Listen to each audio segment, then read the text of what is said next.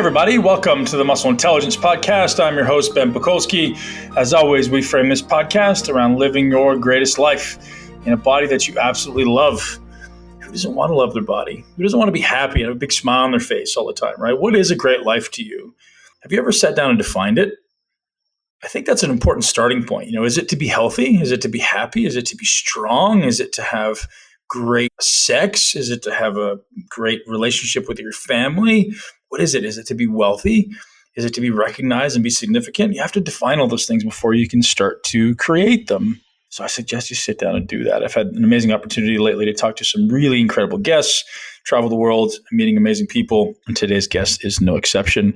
Dr. Alberto Villoldo is our guest today. And I've been following Dr. Villoldo for a better part of a year now after hearing him on a podcast and being absolutely fascinated with his calm presence and his brilliance of being able to articulate the integration of the spiritual reality with our tangible reality. So the energetic world with the real world, ultimately what we would interpret to be the real world, which is being sensed by our five senses, right? So there's things that exist outside of our five senses. We know that. If our visual field takes in 90% of our information that is interpreted by our brain, and our visual field is only seeing 1% of the visual spectrum or of the total spectrum of light, how interesting is that to think about that? Anyways, that's like watching those movies or videos on YouTube where you're kind of getting perspective on things. It's important. So Dr. Villoldo is going to tell us a little bit about his journey towards spirituality, some of the misconceptions around plant medicines, some of the things you should know about plant medicines, and ultimately how to stay grounded in this spiritual journey that we're ultimately living, whether you choose to admit it or not. At some point in your life, there's going to be some inclusion of spirituality. And whether you choose to make that religion or anything, there will always be some realization of spirituality. This is one of the best conversations I've ever had around this. Dr. Villoldo is a trained scientist. He's also an anthropologist. He spent a lot of time at universities in California and San Francisco. And now he's living in the jungle in Chile and teaching people how to access their spiritual side and make less mistakes. You're going to hear that there's a lot of things that should happen before you are considering plant medicines. How do you optimize your body to really actually benefit from that? Should you be doing multiple journeys or just one? A lot of really interesting questions are answered in this podcast. And even from things like how to pay attention to your gut and why the gut is so important to any spiritual transition or any spiritual journey in the production of serotonin, the optimization of the pineal gland, and all these things that exist in the body that maybe people don't know about. Maybe people don't understand that you should know if you're considering going down the plant medicine path, or even if you're not, maybe how you can access these states without having to do that stuff. Imagine that, because we do have the ability. All these substances that people are chasing through plant medicines already exist in your body. And you just need to learn how to bring them out. So I hope you enjoy this podcast. I know I did.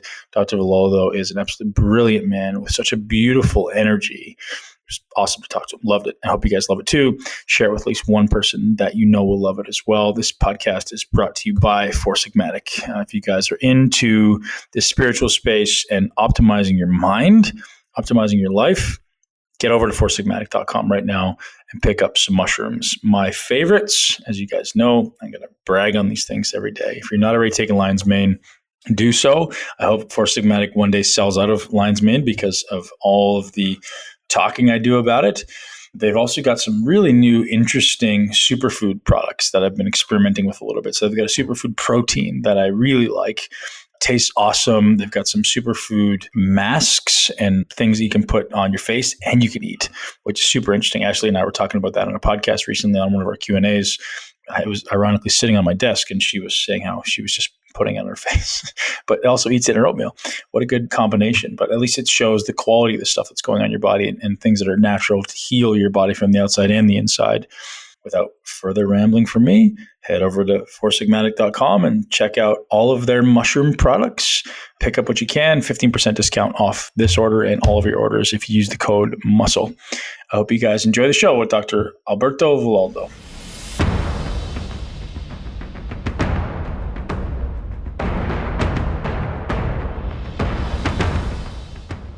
Dr. Villoldo, like as I said prior to recording, extremely grateful for you making the time to join me today. And I'm going to dig into everything I can to get all of your wisdom. So be prepared for a big brain dump on everything there is to know about you and how this started. So I've done some fair amount of research into you, and you've got a very interesting history. And now you're impacting so many people's lives. You've got a tremendous number of incredible books out.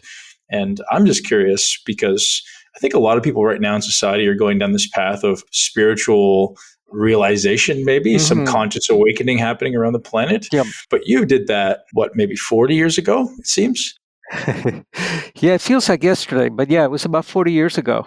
Yeah. So how did that come about for you? Well, I'll tell you, this awakening that you're talking about is long overdue. Yeah. And I'm so happy that it's happening right now at this time of tremendous crisis that we're living in.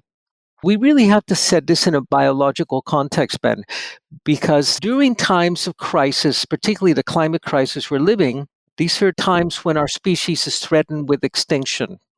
And when we are threatened with extinction is when we can take a quantum leap, not just to evolve incrementally by acquiring new skills and new traits, but quantum leaping into becoming a whole new human. Our bodies is not going to change much, but the quality of our intelligence will. And this is what biology selects for. Biology selects for what we call spirituality, which is really intelligence. That's interesting. I've never thought about that. And that makes a lot of sense, right? People who finally decide to start taking care of their body and start taking care of their earth, I think maybe, as you say, would be selected for. Does that sound in line with what your belief is? Yep, they're totally selected for. Let me give you an example. There are about 40 million species in the planet. 40 million different species, and only 2 of them is the female allowed to live into menopause. With all of the other 39.99 million species, when the female is no longer viably reproductive, she's eliminated. So only in 2 species, and they're the most intelligent species in the planet, in humans and in orcas, is the female allowed to become a grandmother, to go to menopause. They're becoming the storehouses of wisdom. So we're taking part in an experiment in intelligence, in consciousness. And nature prefers brains over brawn, over teeth, over muscle, over speed. She prefers brains. And the 2 biggest brains per body weight ratio species are humans and orcas. And we're allowed to live long and healthy lives and not die young like every other species in the planet does. Very interesting. So why do you think the spiritual awakening is happening now? Do you feel it's a result of necessity because, the number of people coming out of the planet, and it seems like if we're not becoming aware, we're going to end up killing the species? Is that just out of necessity? That's a definite possibility. I did a book a few years ago with Dr. David Perlmutter. You probably know his work with Grain Brain. Yeah. And he and I wrote a book called The Neuroscience of Enlightenment. And our premise was that enlightenment had been hijacked by religion. And when it's really the agenda of the species, we're moving towards higher intelligence, towards communion, towards understanding that it's important to care for the body, to care for the earth, and to have these experiences of timelessness and of bliss. This is what we're programmed for. And we need to support it with our diet, with exercise, with sleep, with nutrition, with the NRF2 activators to switch on the longevity genes. So we know how to do that today. We know how to be part of the experiment. And this is, of course, the N=1 experiment, where my experiment is called Alberto. Right. Yours is called Ben. Yeah. And that'll place us in an outlier of the bell curve, not in the big fat part of the middle where people die from cancer and dementia and heart disease, but really is an outlier that can experience exceptional performance and exceptional awareness. So that was actually the book that really got my attention to follow you, was The Neuroscience of Enlightenment, because I'm very much into trying to understand how the brain works and bridge the gap between this consciousness piece and enlightenment, and how do we kind of integrate these things, and is enlightenment like really a thing, and is it something we could find and attain within realistic means? I'd love for you to just maybe describe what is the neuroscience of enlightenment. Is it particular chemical state that exists in the brain? Is it a particular electrical state in the brain? Because, our logical minds are going after these very, very, logical processes, right? We're going after these tangible, is it going to be an endamide? Is it going to be, GABA or sorry, or is it going to be alpha or gamma, or like, what's the signature? And Yeah. then there's the esoteric part that I'd love to get into as well, which is, going down these parts of the energy world. And where does that integration lie? It lies at all of these levels. I spent about 25 years. I was a professor at the University of California, and then went to the Amazon to work with the Amazon shamans who didn't have MRIs and they didn't have technology, but they had studied the mind from the inside. So I worked with their sacred plants. I took ayahuasca at the headwaters of the Amazon 45 years ago before it was popular, and also studied how these ancient explorers used the mind to turn within instead of turning it without, like we do in our Western science. And they speak about 4 levels of creation, that the Great Spirit created the world at 4 levels. And they call them the level of serpent, which is the literal level of tables and molecules and brain chemistry. The level of jaguar, which is the level of the mind, of beliefs, and of creating psychosomatic disease. And the level of stress with all the chemical responses that go with it. The third is the level of hummingbird, which is the level of the sacred. And the hummingbird is such a great metaphor because it drinks only from nectar. It's no longer working on its own crap, and its mommy issues and daddy issues and scarcity issues and self-esteem. It's drinking only from nectar and is seeing possibilities where everybody else sees only problems. And then the 4th level was the level of eagle. And there you experience only the energetics, the essence, and not the form. But you need to address it at these 4 levels. We need to understand the brain chemistry, and I'll take you through some of that if you're up for it. I would love to. Now, is that an ascension? So it sounds like that's kind of an ascension toward, right? So we started at the reptile, I think it was, and then, progressing upward. Precisely. And it's curious because these correspond to the 4 different brains that we have. We have a reptilian brain that we share with the reptiles. We have a mammalian brain that we share with the mammals, and that's the brain of the emotions. And we have a neocortex, the hummingbird brain, that's the brain of Einstein and Bach and science and discovery. And then we have the eagle brain, which are the prefrontal cortex, which is what some neuroscientists are calling the God brain or the cosmic brain. Yeah, so let's begin with the reptile. The brain needs to, in order to experience certain states of consciousness, you need the substrate. You need the brain chemistry. So that if your brain is flooded with the stress hormones, with adrenaline and cortisol, you're not going to be able to meditate. You're not going to be able to be in the flow. You're going to be angry. So if you want to experience bliss and transcendence, you need the right brain chemistry. And the key player here is serotonin. So serotonin is one of the neurotransmitters in the brain and the body. It's everywhere. Trees have it, whales have it, lizards, birds, humans.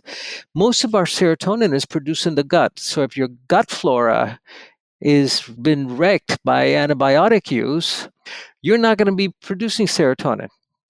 If your gut flora is working well, you're going to have a good supply of serotonin, which then every night the pineal gland tweaks serotonin and turns it into melatonin so we can sleep.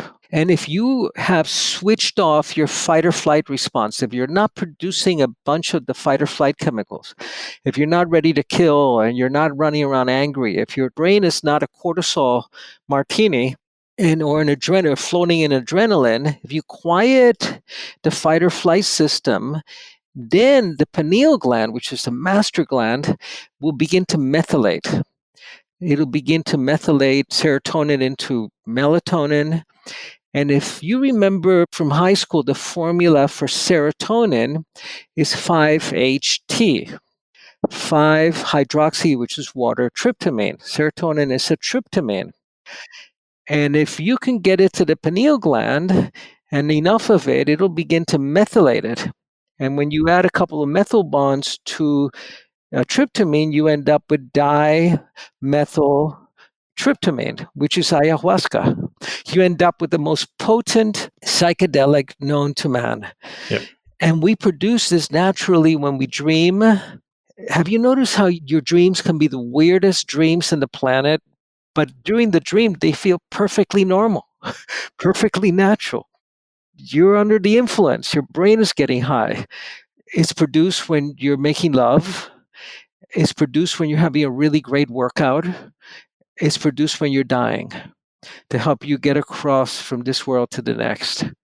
So, this is the substrate, this is the brain chemistry that's involved. Do you have a theory on evolutionarily why we would have had DMT? Is it just an attempt to let us realize finally that we're integrated with this thing? We're all one? Is that the kind of evolutionary necessity? That's my hit on it. I think that that's it. But you find it in trees, you find DMT in horses and grasshoppers and plants. It seems to be the universal spirit molecule. Very, very interesting. So someone then must abstain or learn to be in control of stress hormones and this fight or flight response in order to finally transcend into this state where their body is healthy enough to achieve these elevated states. Precisely. This is the formula for longevity, because if your brain is a cortisol martini, if you're living with a bunch of stress in your life with adrenaline and cortisol, first, the hippocampus in the brain is rich in cortisol receptors.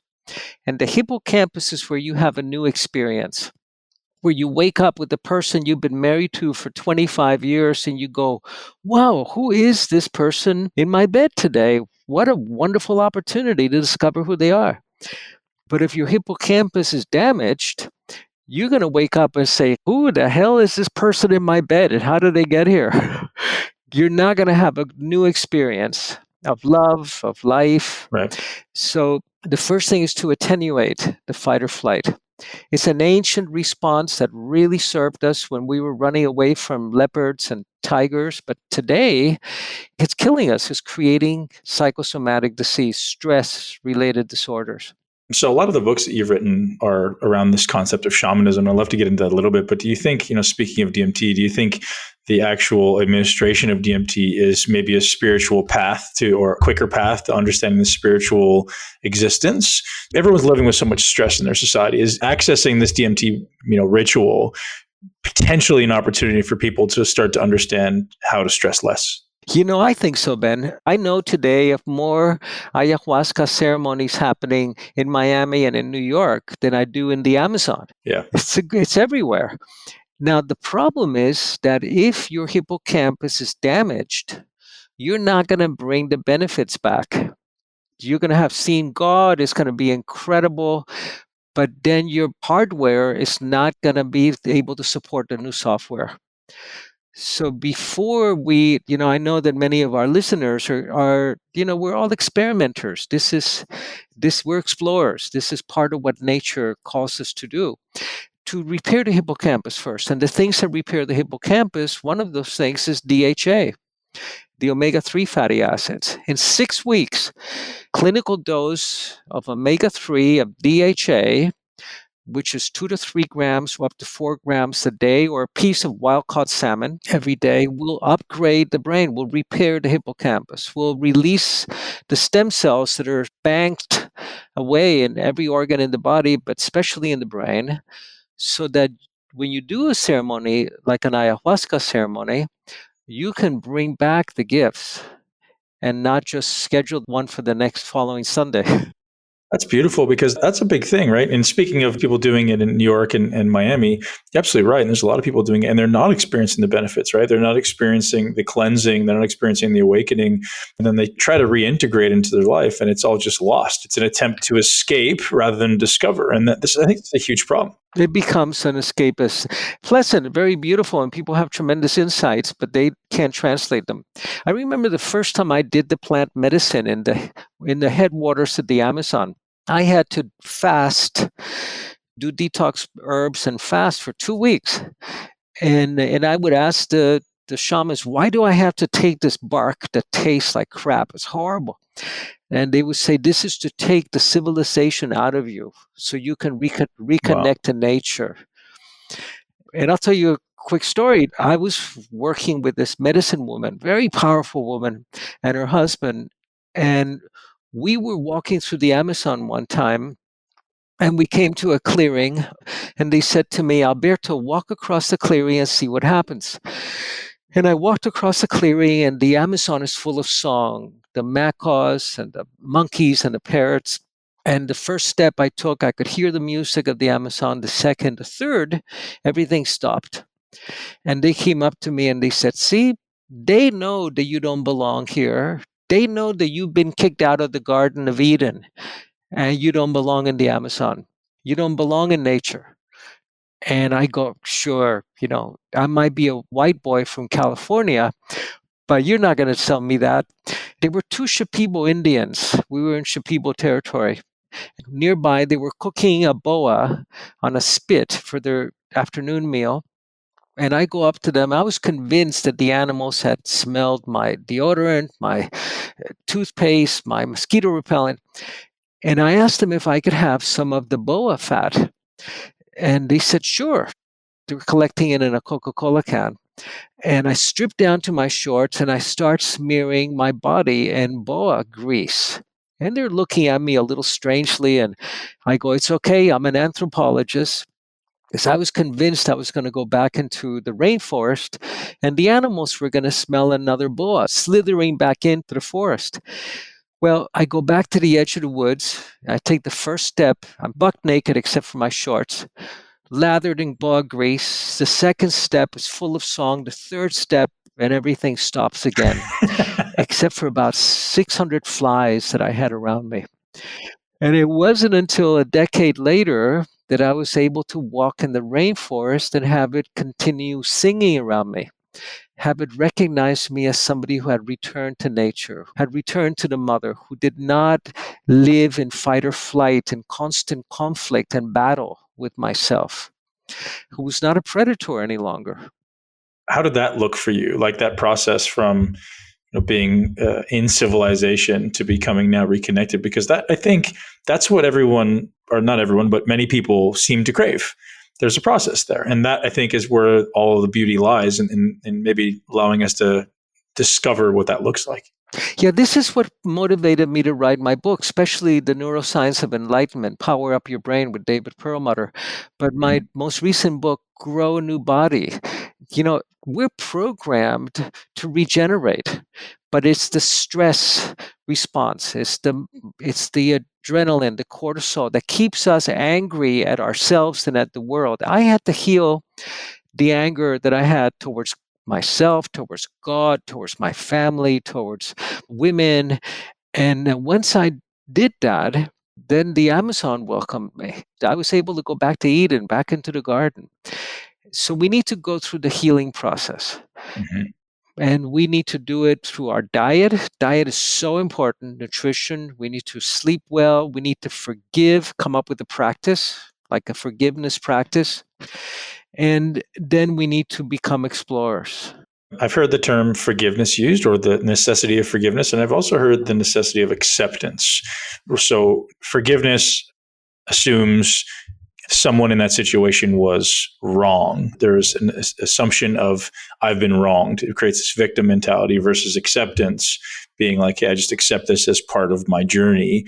Can you talk to us a little bit about that? Like, is forgiveness the path? Is it just like, I need to forgive you for what you've done to me, assuming that now I'm placing blame on you? Or should I be focusing on accepting the situation? This is a great conversation because we have to step out of the victim role. For the shamans, they speak about a triangle of disempowerment, which has three elements to it: the victim, the rescuer, and the perpetrator. And while we're caught in that triangle, we just keep switching roles. We keep rescuing people, we keep becoming the aggressor, the one that hurts people, or we're the victim that needs to be rescued. So we have to step out of those altogether. For the indigenous people, these three roles become the indio, the Indian who's the victim, the conquistador that came from Spain and destroyed them, and the rescuer is the priest. So it's deadly. It's a very deadly triangle of disempowerment. We need to step out of that triangle and find the people that we believe that wronged us and thank them for the lessons. Where we get to the place where we're able to not only forgive and accept, but to say, how, wow, why did I have to learn that way? And thank you for teaching me. I'm never going to learn that way again. Yeah. Coming back to this conversation around the neuroscience, we brought up the pineal gland, and there's been some conversation, and not to be a conspiracy theorist, but there's been some conversation around how fluoride or certain chemicals in our water and our food supply can negatively impact the pineal gland. So, any experience or thoughts around dietarily what we should be avoiding, perhaps, or dietarily what we should be including in our diet, just as around how it influences brain health, particularly the pineal gland? You know, Ben, this is a really hot topic. I personally have a water filter that filters out fluoride because there's no science behind the idea that fluoride helps you protect your teeth. Absolutely none. Right. And fluoride seems to calcify the pineal gland. And the minute it becomes calcified, you're not able to produce DMT. You're not able to understand your interconnectedness with all things. You slip back from that higher brain into that mammalian brain that lives in fear. And it's very easy to control the people who live in fear. Yep. It's very difficult to control people that are free. Has there ever been anybody who actually explored that? Like, I'm curious, I thought maybe you would come across somebody and that actually explored, I mean, not whether or not it was done insidiously or being a conspiracy theorist, but like, is there a direct correlation with fluoride calcifying the pineal gland? And we know that if the pineal gland is calcified, we can't access these states. Is that a direct correlation that I can make that assumption? You know, I've looked at the literature, I've looked at the research. The problem with studying the brain is the only organ in the body you cannot study without killing your subject. Right. So it's a problem. Right. But we have to remember also that scientific maxim that correlation is not causation. So there exists a lot of correlation with the calcification of the pineal gland, the relationship to fluoride, and the inability to access these states. But we cannot tell with 100% certainty. But we couldn't tell with 100% certainty 40 years ago that smoking would kill you. Remember the ads? My doctor smokes Kent. Right. And the fact that it's not been decisively proven, even today, that smoking, I think there's enough evidence today, Yes, of course. it's not going to keep me from doing something that's harmful to me. I love it when I read studies that say it's not been proven by science. Like, gravity wasn't proven by science until Newton demonstrated it 200 years ago, but things were falling really hard for thousands of years before science was able to document it. And and today we're living in such a toxic environment. It's not only the fluoride, but the heavy metal exposure that we have, the toxins in our food, in our air, in our water, the pesticides, the glyphosate, and our detoxification systems are overwhelmed. We're not able to detox. Remember that toxins are stored in the long-lived molecules, and the long-lived molecules are fat, and our brain is 70% fat. So we have a huge amount of toxins stored in the fat in the brain that we need to eliminate. And it's hard because the blood-brain barrier doesn't let a lot of traffic through. But today, that's absolutely essential. Even if you take the fluoride out of the water, your pineal will decalcify in 3 to 4 weeks.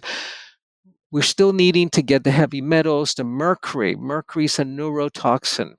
I remember when I was in the Amazon 40 years ago, there was no cancer, there was no dementia, there was no heart disease until these people began to eat like us, and now they're starting to get sick like us and to die like us.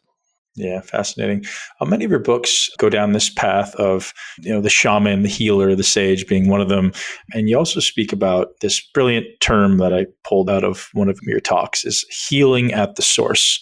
And I thought that was really just an incredible way to think about it. I'd love for you to just maybe describe what that means and what that process looks like. So my son has been diagnosed with ADHD. And from the Western medical standpoint, you get diagnosed with ADHD, that's considered a Ritalin deficiency. It's like, exactly right. Wait, How old is your son? My son is now 26 years old, and he's off. He was on Ritalin for a short while, and he's off Ritalin. He repaired his hippocampus, taking the fish oils, and he's learned to look at ADHD as part of the biology experiment that we're all part of, where he can multitask much better than any of us. So he's looking at what the opportunities are. But what is the source? We treat symptoms. In the West, we don't have a healthcare system. We have a disease care system. And we're treating symptoms. We're not treating causes. Right. We're not treating the source. So that's where the thought process comes, is looking at the emotions of the healing and going back through, or not the emotions of the healing, but the emotions of being one of the primary causes of disease.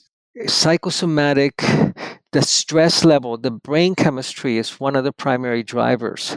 But secondarily, it's the disconnection from nature. I'm convinced that that's really at the heart of so many of the maladies of modern man. So being the experienced doctor you are, the experienced medicine man, is it, from an energy vibration thing where we have to reconnect with the earth as far as the resonant frequency, Schumann frequency, or is it just the whole vibration of, all of the cosmic rays and the sun and the earth and the whole integration of it?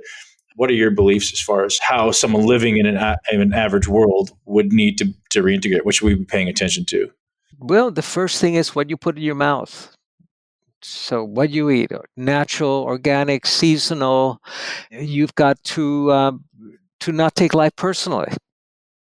The minute you don't take it personally, your stress levels goes way, way, way, way down. You need to repair the hippocampus so you can have a new learning experience. One of the ways, so there are a couple of tests for a damaged hippocampus. One of them is if you're driving on the freeway and anybody driving slower than you are is a grandmother who should not even have a driver's license. And anyone going faster than you are is a total lunatic who should be off the road. You've got a damaged hippocampus because it's all about me. And this is what the hippocampus is all about me.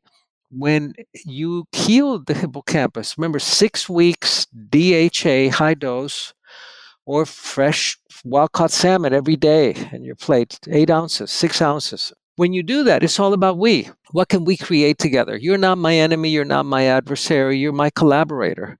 You're not the person that hurt me, that wounded me. You were offering me a lesson. Life was offering me a lesson through this person that I demonized. Your whole perspective changes. And here's where the shamanic teachings come in, because the shamans speak about dreaming our world into being. And what we perceive, that all perception is projection. Everything that we perceive in the world, every situation we interpret is a projection of an internal map that we carry within us. If you can change the map, the world changes. Fascinating. Very, very fascinating. What does your day look like? You're living in Chile right now. What do you do most of the time? Well, we have a retreat center in Chile where we actually do grow new body programs, where we are able to switch on code in our DNA that's in password protected regions now that will trigger regeneration, where you can first, there's nobody in the planet older than 7 years, because every 7 years we grow an entirely new body. So the thing is, do you want to grow a body that's just a slightly older, more wrinkled version, or do you want to grow a vibrant, healthy, vital body that will take you to 120? And we know how to do that today. That's the beauty of it. We know how to do that with diet, with food, with the neuronutrients, the brain nutrients. And our premise is that you have to access the higher cortical regions in the brain. You have to access higher intelligence to create psychosomatic health. And this will unlock, this is what nature is looking for, intelligence. It'll give you the password to these regions in our DNA that will trigger the release of stem cells that are banked in every organ in the body to regenerate the body. So for someone who's sitting at home, in the concrete jungle of North America or in Europe somewhere, and they maybe don't have the ability to get down to Chile to spend time with you in this recovery facility or optimization facility, what could be some, first line interventions, first line steps to start healing their brain and getting into this higher level of consciousness? In Chile, we're booked up. We have a 2-year waiting list actually in our programs here, but you can do it at home. It's in my book, Grow a New Body. What systems do you regulate? And we can go into some of these systems. I know that your listeners are very savvy in the science, but if you can downregulate mTOR, which is a protein sensor, if you can downregulate the IGF-1 after a certain age, you're going to be preventing the dementias and the cancers and the heart disease that are untreatable today, but they're preventable. Right. When I was in the Amazon, actually, David Perlmutter and I went to the Amazon. And David from Grain Brain and his other books.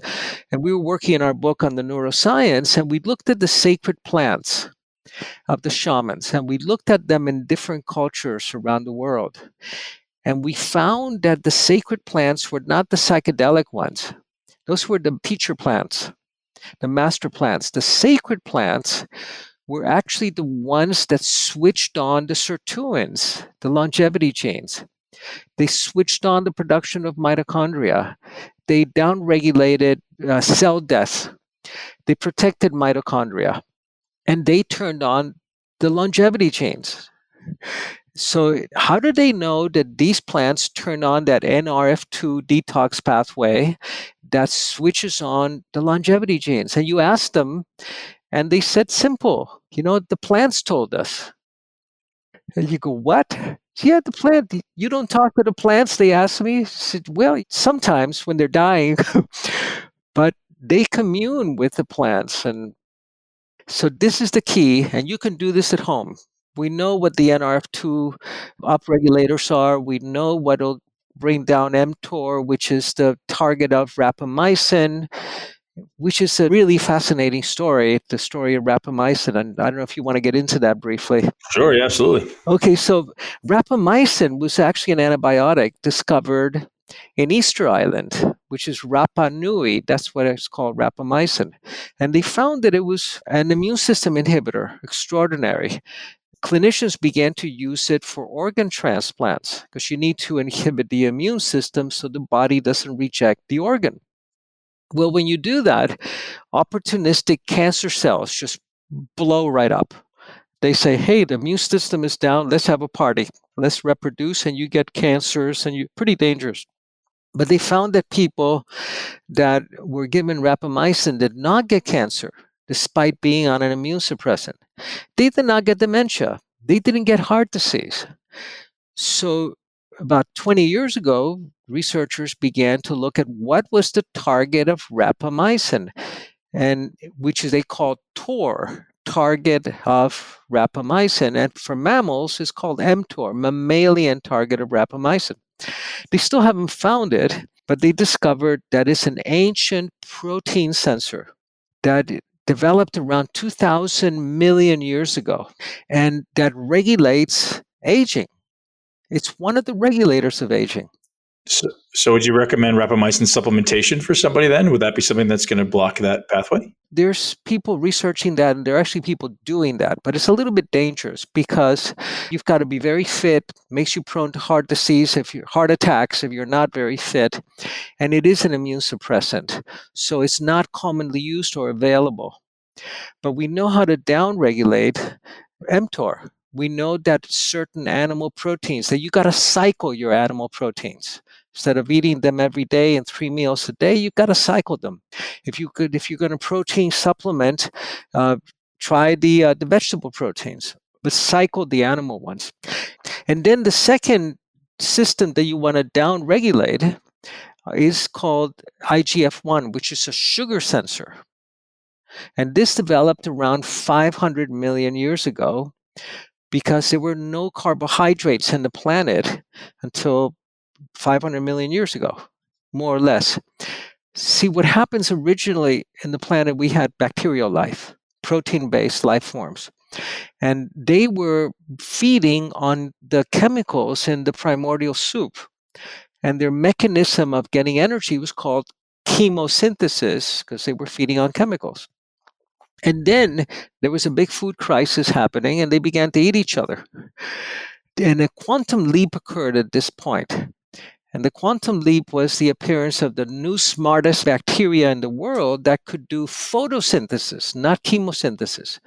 They said, wow, there's all of this sunlight out here. Why don't we just feed directly on light? This is so cool. And they became the smartest, most successful bacteria, and they began to feed on the carbon dioxide in the environment and produce oxygen, which is what plants do when they do photosynthesis. They take CO2 and put out oxygen. And they were having a great time until this is when we began to find plant life appearing, which are carbs and sugars, and the sugar sensors appear.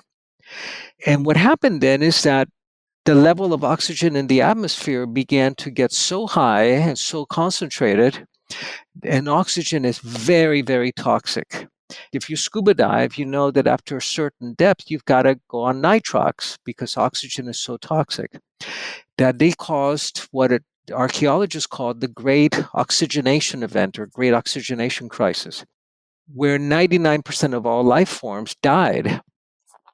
And the most successful life forms in the planet were now not the ones that did photosynthesis, but the ones that became the oxygen breathers, that were able to breathe oxygen. And they're still around today. They're mitochondria. They're part of every cell and every living creature. Plants have mitochondria. Every animal has them. And they're the oxygen breathers. They produce CO2, and the plants take CO2 and produce oxygen for us. So these ancient systems developed to tell you when you could reproduce. Because, for example, during World War II, women stopped being fertile. They could not reproduce because it was starvation. There was no food. And having a baby is a very energy intensive process. And nature will not let you do that. Instead, it will take you into repair, hoping that you will make it to the next spring and have enough food so you can reproduce. And that's why we find that fasting is so powerful, because it triggers the repair systems that are very ancient systems that hope to take you to the next reproductive season. So if we can downregulate these two systems, cut back on our sugars, cycle our protein, our animal protein, we're going to be creating extraordinary states of health and detoxifying the body and switching on the repair mechanisms. But you knew all of this. Not quite, not quite. That was a great lesson in history for sure. I mean, and that all makes perfect sense. It all works coherently. So one thing that I want to make sure we touch on a little bit is this concept of energy medicine, and it seems to be very prevalent in our world today that people are talking about this energy medicine and the auras and the flow of energy. Is this something you touch on in your facility there in Chile, to heal people's energy or heal the flow of energy? And if you could just describe what that is and what energy medicine is. Well, energy medicine happens at many different levels. At a most biological level, it's mitochondrial medicine. How do you repair and restore mitochondria? They're the energy producers in the body. Their respiration happens. They take oxygen, they combust, and they store energy. They produce a molecule called ATP, which is the energy storage molecule. And it's interesting because plants will take light and turn it into carbs, and then mitochondria take carbs and fats and turn it back into light. And they turn it back into this molecule called adenosine triphosphate, 3-phosphate. Phosphate is phosphorus, is what the kids' sparklers are made of, is light. Plants take light, turn it into life. Mitochondria take fuel and store it as light inside the body. Amazing symbiotic relationship. So we got to restore mitochondrial function through energy medicine, because they're also in charge of not only producing energy, but of the death clock, of apoptosis. They tell cells when they need to die. And when cells don't know that they need to die, we call that cancer. Cells that want to become immortal. But what the shamans do is they work with the energy field, with the luminous energy field that surrounds the physical body, and that it's an information field that contains the information about how you will get sick, how you may age, how you may repeat your family's dramas and illnesses, and how you might die. And what the shamans learned to do was to upgrade the information in the field so you wouldn't have to have disease happening in the body. So, it's brought to my attention that the human beings can see 1% of the visual light spectrum. So would it be suggested that a shaman just has kind of trained themselves to see a different spectrum of this light that's irradiating or illuminating off of a person's body? Yeah, they sense it. They don't see it visually because their eyes have the same parameters that our eyes do. But they have ways of perception that are not relying on the physical eyes, but on your luminous eyes. What the mythical third eye, for example, which is the sixth chakra in the forehead, the center of the forehead, they are able to perceive through other senses, but then they take that signal and they transmit it extracerebrally to the visual cortex in the back of the head.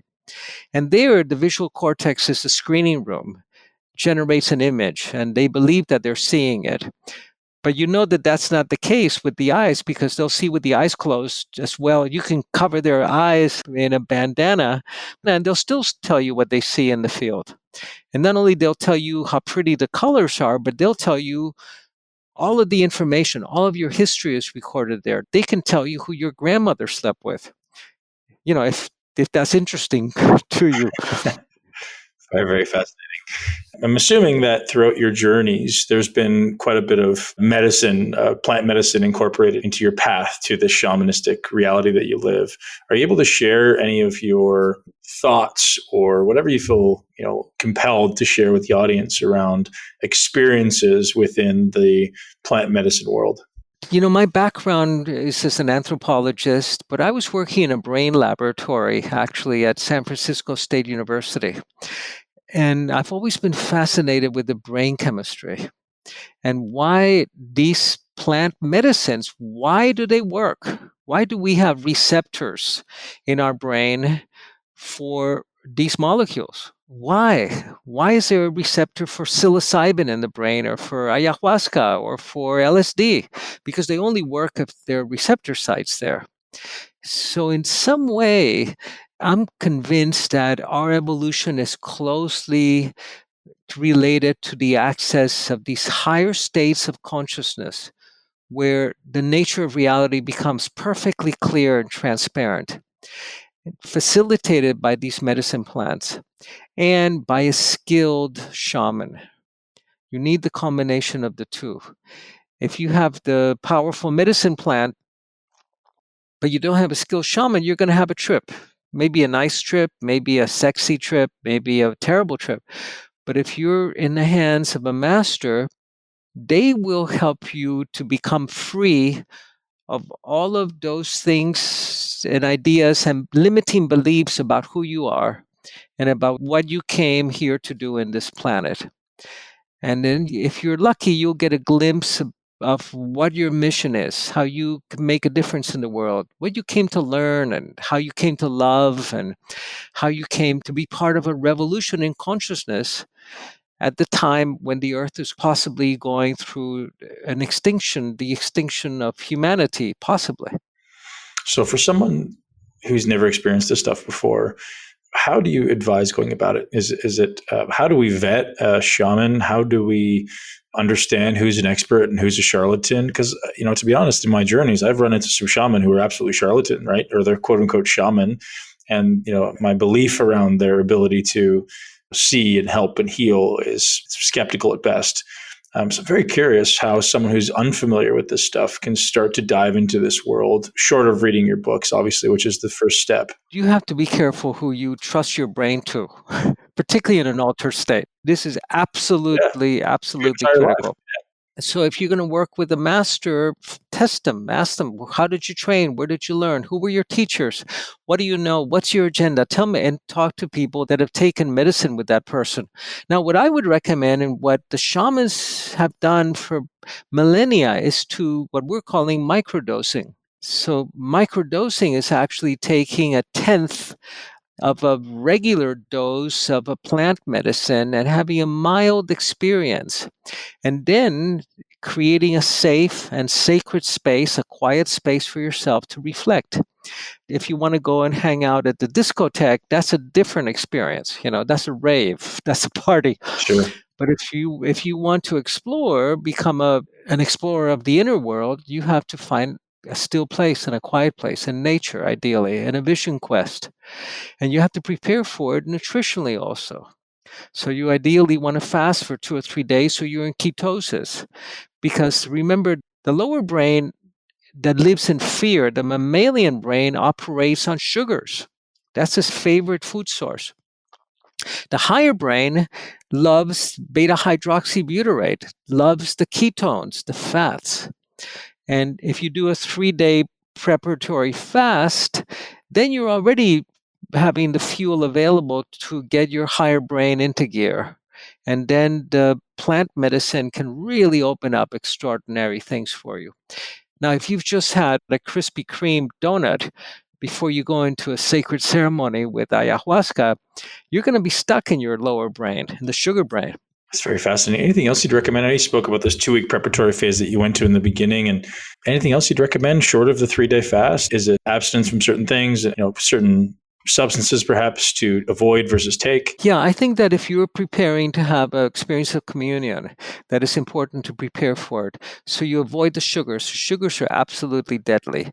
You do intermittent fasting. You eat only during a 6-hour period, and then you have 18 hours where you are abstaining from food, and that'll get you into ketosis without a lot of suffering, into burning fats for fuel.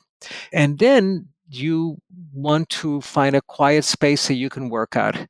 So disconnect your phone, don't get on email. Set your intention to have an experience of your highest self. Leave God out of the equation. God is a factor of religion. This is not religion. This is spirituality. Spirituality is about exploration and discovery, about testing the limits and find out what your limits are. Be willing to look at your own dark face, at your own dark sides, the parts that you keep hidden even from yourself, because the plants will show you that. That's why the ayahuasca, for example, is called the vine of the dead. Aya means dead, of death. You have to die to who you think you have been. And that's the fast route. The slow route is 30 years of therapy, going through every difficult event in your life, one by one, until you realize that that was never you in the first place. So the ayahuasca is the path of death and resurrection and rebirth. Is one ceremony adequate? And we hear people doing, 4 ceremonies in 1 week. You hear people doing 1 ceremony a month in perpetuity. Do you have any recommended protocols or approaches for that? Prepare your body, prepare your brain. If you prepare right, 1 ceremony is all you need.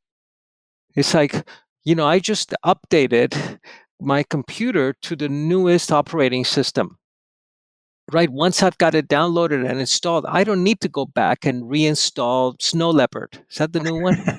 I downloaded it already. I just want to put it to work now. But most of us don't get it right the first time. It's kind of like relationships. It takes a couple of tries to get it right. But if your brain is broken, if your hippocampus is not functioning properly, if you're not able to integrate a new experience, it doesn't matter how many times you go back, it's not going to work. Upgrade the brain with the neuronutrients, DHA. It's in my book, Grow a New Body. You start by upgrading the brain. And then if you decide to go the route of plant medicine, do err on the side of too little at the beginning. Because if you do too much, you're going to begin to short the system out. You're going to slip back into fear.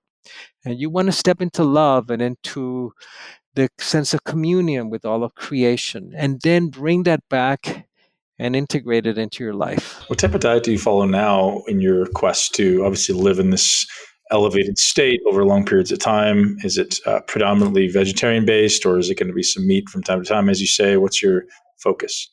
For millennia, we were hunters and gatherers. So we were lucky enough to find some roadkill or to catch a bison, and we would have a feast in the village, and then we might fast for 3 days or live on the nuts and the berries that we found along the way. So I tried to have a paleo-based diet, but primarily plant-based, nutrient-dense, calorie-poor, no sugars. I eat meat, but not frequently. Free range, grass fed, and I pray over my food. I bless my food, and I know that I get a lot of more nutrient value out of that experience. So the things to avoid are the things that cause inflammation. For me, if I touch a piece of cheese, I react to dairy. So I have no dairy in my life, as much as I love a nice piece of cheese. And if I do, then I'll have a goat cheese, which is a much smaller molecule than the milk from cow.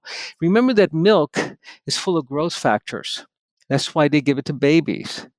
And it's fine if you're under 40 to be working with the growth factors, but after that, you're going to be growing cancers. So I avoid the milk. And if I do have some, I'll have a little bit of goat milk because I love coffee. Coffee is a great NRF2 activator, but only if which is the longevity genes, but only if your fight or flight is attenuated, is toned down. If you get wound up with coffee, you know your fight or flight system is overactive. So I try to eat small portions. I skip a meal here and there. I do intermittent fasting. My brain works best when it's running on ketones. So, but then, I love chocolate. So the beauty of having a clean diet is you're able to break the rules occasionally and the body recovers very quickly. Wonderful. At this point in your life, are you still in a phase of discovery? Is there still new things that you're exploring, or is it mostly about giving back and sharing your wisdom with your readers and your followers and your tribe? No, it's all about discovery. The giving back is simply, I enjoy that, but I was just part of a NASA team going to one of the highest peaks in South America, 21,000 foot high glacier, to document glacier loss. And we took all the shamans with us, and we were hiking at extremely high altitude. And I'm amazed how well my body's responding to, because I keep it in shape. My mitochondria respond quickly. So I like to test it. 6 years ago, I had a big health crisis. I was told, since I was an anthropologist, I'd spent time in the Amazon, in the jungles, and in Indonesia and Africa, and I picked up all of these viruses and parasites, and my liver was shot. Literally was told to get in line for a liver transplant. I had holes in my heart and parasites in my brain. And the doctor said, look, you get a liver transplant, you may need a heart transplant, and you'll be lucky if you can walk 100 yards after this. So I went and did energy medicine. I grew a new body. I used Western medicine to kill the bugs because I had viruses, I had hepatitis. There are 5 kinds of hepatitis. I had all 5 of them, and one of them active. And this is the stuff you pick up when you're an anthropologist in faraway places. So I used Western medicine to kill the parasites and to kill the bugs, but then I had a dead liver, a heart full of holes, and a brain full of dead parasites. So I grew a new body. I was told I wouldn't be able to walk 100 yards. Well, a year after that, I went to Mustang in Nepal, hiked for 3 weeks at 12,000 feet altitude. So we can do this. We are living miracles. The body is so resilient. That's amazing. Are you able to discuss what the trip up the 21,000 foot mountain was with NASA? What was the reason behind bringing the shaman? Well, there was no security clearance needed. Basically, it's about climate change and receding glaciers. And this was the holiest mountain. Remember that around the world, God has always approached humans in the high places, in Mount Fuji in Japan and Mount Sinai with Moses, and the same with the shamans. This was their holy mountain, and the glaciers were melting, which to them meant that the gods were not speaking to them any longer. So we did some aerial photography, satellite photography, and on-site glacial course to look at the rate of deglaciation, and it was scary. Any insight on the findings? Like how, when you say scary? Well, it's happening a lot more quickly than we anticipate, a lot more quickly than we believe. That's the bad news, and that it may be beyond the point of our being able to really do anything about it. Now, I don't subscribe to that line of thought, but this is simply what the data is showing, is that it's so rapid and the retreat is so dramatic that it's impacting water flows throughout the world. Himalayan glaciers are also receding rapidly, and 1 billion people depend on the Yellow River, the glaciers that feed the Yellow River. But at the same time, we had a beautiful blessing ceremony in the high mountains. Absolutely incredible. Do you still have a daily meditation practice? I meditate every morning, and I meditate throughout the day. My meditation is brief 90-second moments of meditation. So I give myself about 15 seconds with the breath to get into a very quiet state. And then I expand. I imagine my field expanding to include all of the nature around me. And I feel the trees breathing with me. I feel the river flowing within me. I feel the clouds within me, that I and creation are one. We're no longer separate. And 90 minutes later, I go back to the next book that I'm working on. It's 90 seconds, right? 90 seconds. I can't do it. I can't do an hour. No. That's all right. I mean, I think once you've become an expert at it, getting into that state is much quicker, like anything, right? Once you know how to do it, you can get there so much quicker. Yeah, it's like the exercise routine that we have to tailor it to our taste. But most of all, I really want to invite our listeners to be part of this experiment in higher intelligence, in consciousness. Mm-hmm. To turn on your higher brain. If you're going to use the plant medicines, do it carefully and discreetly. Change your fuel for the ketones, for the fat. Repair the brain and upgrade the brain. Then you'll be part of the experiment. And if you're not in the experiment, then you get to be in the control group. And the control group is not pretty. We know that. Dr. Villoldo, this is absolutely fascinating. And if people wanted to visit your place in Chile, why don't you tell them where we can find more about your facility? You can find more about what we do. I train modern shamans today at our website, the4winds.com, FOURWINDS, the4winds.com, and it shows you our training programs and our expeditions. We still lead expeditions to the Amazon and to Peru. And there's a lot of free information there on how you can grow a new body as well. And that is specific for people who are aspiring to be shaman? No, that's specifically for people that are aspiring to be smarter. Okay. And how long is the endeavor at the Four Winds? Well, we do weekend programs and we have virtual programs that you can do remotely. And then if you're interested in becoming an energy medicine practitioner, that's a long training. That's a 28-day training, or a virtual 6-month training where you learn the energy medicine skill set. Fascinating. And I bet there's going to be a lot of people out there who are joining you on your 2-year wait list. So thank you, Ben. And thank you for the beautiful work you do and for how you're bringing more consciousness and awareness to all of us. Thank you. And I may just be one of those people down there at your shaman retreats very, very soon. Don't be surprised. Come and join us. I would love to have you. Absolutely. All right. Thank be you. well. Have a great day. Thank you.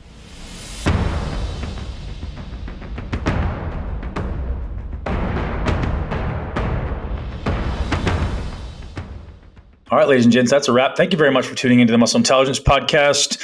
As always, I hope you love this podcast. And if you do, share it with at least one person you know that will love it and wants to live a great life. We all ultimately want to live our greatness, whatever that looks like to you. We're here to support it. And we're here to help you and educate you and help you put all the pieces together. It's such a hard journey sometimes, isn't it? It's hard to understand, what should I be doing? Do my genetics matter? And do my environment matter? Yes, all these things matter, and learning which lever to pull is kind of the mission of this podcast, is teaching you how to look at all of the integrated parts of this machine that we're ultimately living in and learn how to thrive. And every one of you has it in you. Every one of you has love in you. Every one of you has the ability to give love, accept yourself, and thrive. And when you do that as a foundation of life, if you learn to accept yourself and accept who you are and love yourself, your body will begin to reflect that. Your life will begin to reflect that.